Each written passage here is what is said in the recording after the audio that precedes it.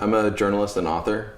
My first book, which came out in 2007, is called The Trap: Selling Out to Stay Afloat in Winner-Take-All America.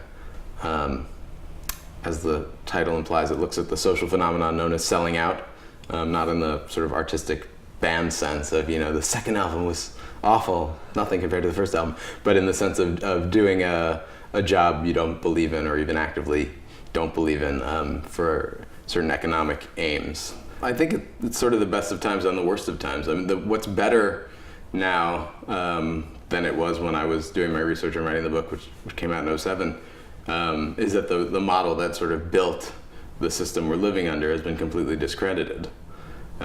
What's sad and frustrating is that it has not been replaced with anything, and has been amazingly resilient just out of sheer power, just out of wealth and power, not out of any ability to make coherent arguments. The destruction of the pension system or the underfunding of Social Security is less a matter of economics than it is of politics. It's a power grab.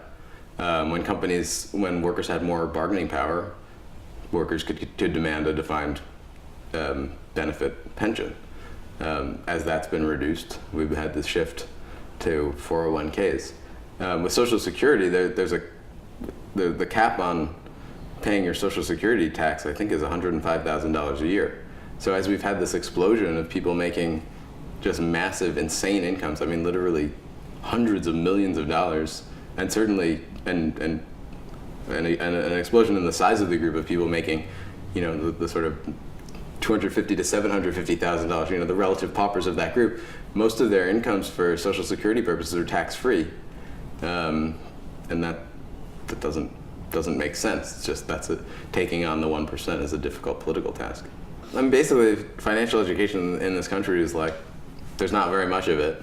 It's generally not done through the schools. It's generally done or not done through families, which just sort of lets the inherited inequalities of the country kind of snowball. The total pie is growing.